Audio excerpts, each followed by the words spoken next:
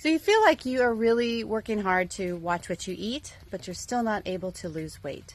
This can be super frustrating for sure. So let's take a look at 3 ways that you might be eating a lot more calories than you even realize. It can actually be really pretty easy to underestimate the amount of food that we're eating in a day. You might look back at your day and think, oh, I had this for breakfast, this for lunch, this for dinner. I didn't do a bunch of snacking in between meals. Why am I not losing any weight? Well, the first thing to take a look at is hidden calories.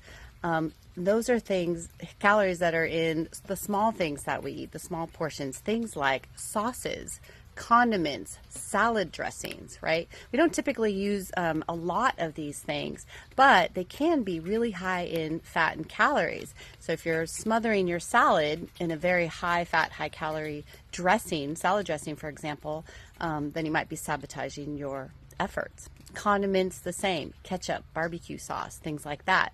Like you could really add up quickly. The second thing is kids' leftovers, right?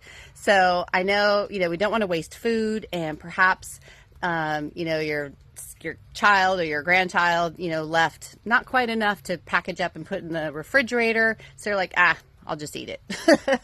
Well, depending on how often that happens, and the type of food it is, that could be a huge source of calories that perhaps you're not accounting for in your day.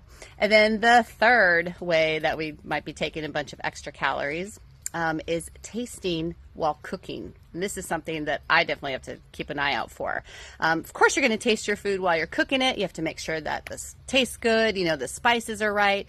But depending on how often you're tasting and how big of a spoonful that you're taking while tasting, it could be a huge source of extra calories, again, that we're not accounting for. So for this one, a great tip is to use a small spoon, a small tasting spoon, and dip it in, take a little taste, and, and adjust the seasonings. This is what they do on MasterChef.